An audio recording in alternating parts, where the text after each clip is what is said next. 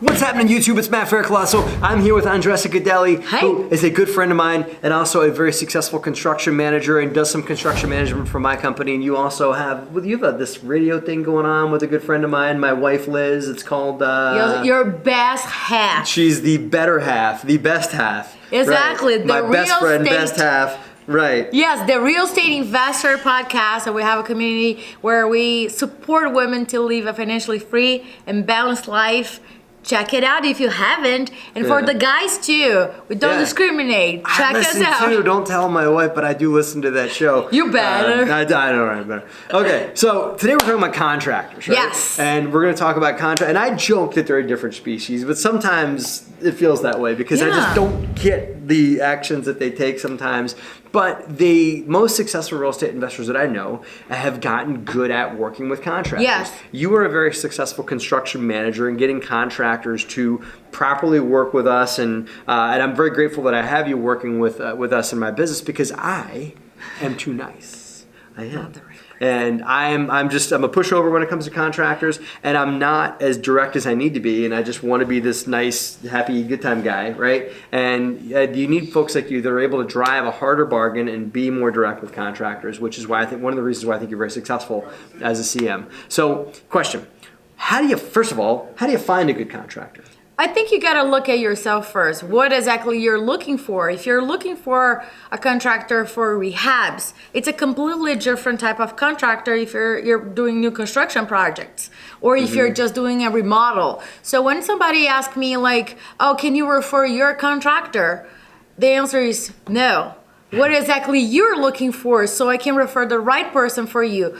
The person that says, oh, I do everything, that is not a good thing for me. That's actually a red flag. Yes. Like we ask a contractor, what are you good at? What's your specialty? Yeah. I do it all. No, do you? It's very weird. I do it all very badly. Is what they really should finish that statement with. So I'll give you one tip of how I find my contractors. So I go online, Zillow, Trulia, MLS, or whatever source you might have, and I look at the properties that have the quality that I want. And I hunt for those contractors. In Philadelphia, we can have that information very easily. We know who pulled the permit. All these years I knew you, I didn't know. That's a good tip, man. Yeah, you gotta write that down. I go there and I find them and I say, stuff. well, but I am in, I don't know, Kentucky, and we can find this online. So go to the projects that are under construction and say, hey, my name is so-and-so. Can you show me what you're doing here? And you will have a sense of how the contractor is.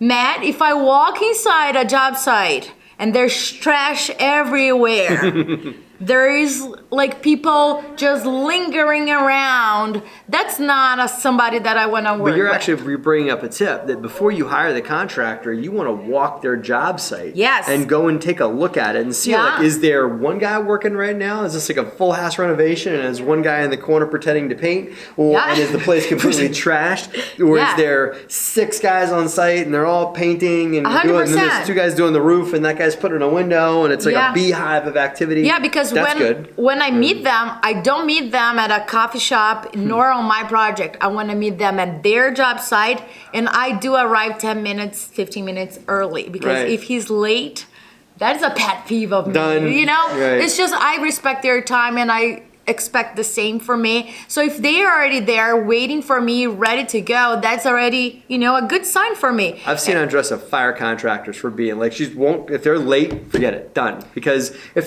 people kind of teach you who they are early, and it's just if you choose to ignore those signals, then you'll get burned later when they really show you who they are. Yeah, and here's the thing though. I do understand things happen, right? In a regular basis. So if you're gonna be late, shoot me a tag, say, hey, I am running late. But don't tell me you're late after you're already late, right? Like, come on. Don't show up late with a reason why you're late. Right, and sometimes when I am late and I'm trying to tell the person, hey, I'm late, or if I can, because sometimes you don't have signal, people start worrying very much because where the hell where is she? Send that a search party for you. Right. So that's a very important thing. Go to the job site and see what's going on. How does the contractor treats the subcontractors. That's very important to me. I want to make sure it's a respectful environment. It's not heavy or anything, Right. you know? Not a negative place. Yes. Good. So that's how to find good, some tips on how to find good contractors. There's more out there, more other good tips out there. And then once you've got the contractor, once you've hired them, what's like the best tip that you can think of on how to maintain the contractor's integrity and make sure they finish properly and everything like that? What's the most important thing you do to keep the job moving with the contractor once you've hired them? My 3 most important things are, first, above everything, you must have a contract with the contractor, a signed contract that your real estate attorney revises, not theirs. And sometimes I do get theirs and I say, cool, let me revise it. And sometimes I give mine to them and they revise it. So it's totally fine. But you gotta have that. And on the contract, I have 3 addendums. The number 1 is a very detailed scope of work where you tell them, I want doors with handles, right? Second thing is the finish list. Those are the handles that I'm talking about, not the gold rounded ones. Those are the ones that I'm talking about. And the third thing is the payment plan. That's the most important thing for me. So it's very specific about what's the deposit, how many phases, how much in each phase. And I'm very clear that that phase will be paid once 100% of the job is complete, not 99, 100. It's pretty simple. There you go. That's it. Right. Not 99. You can't just pay me and then I'll finish the rest of the job. I'll talk to the bank. Yeah. The bank sometimes is just us. Right. But, Yeah. you know, the bank will not lend you the fund, right, for the draw, right? But you know what a joke I tell is, you know how to make a contractor stop working? You pay him. Yeah. You know, if you give the contractor's very eager to work if they know that there is a sizable check waiting for them once they finish a phase. Yes. I'm not saying these people have families, they have livelihood and everything like that. You don't starve them out. But what you don't want to do is to have like a $40,000 renovation and the final payment's $500, right? Yeah. They'll walk away for that $500 and leave you at 95% done. Some contractors will. Yeah, and here's the thing though. Once that phase is completed, everything is good, they know that the check or the wire will be on their account within 24 to 48 hours. Pay them immediately. That, it's like my word too, so I need to follow through with that. Yeah, we have our side of it too as owners to make sure that they're taken care of. I mean, it's not just on them; it's on us to hold up our side of the bargain. 100%. So you found a great contractor. You've worked out a deal with them. How do you keep them? How do you keep them happy? Keep them working so I can take that great contractor that I found and keep them working on this deal, the next deal, the next deal, the next deal. How do I keep them, loyal and keep them happy to where it's a win-win relationship? You know, sometimes you need to know them better and see what matters to them as well. Do they want to do multiple deals? They want to do just 1 or 2 with you, or are they looking to invest to? So it's just knowing them and see what matters to them, because you're dealing with human beings, and when you're like, how can we make this a win-win situation? How can I make your job easier, not just mine, but your job easier, and we both can grow?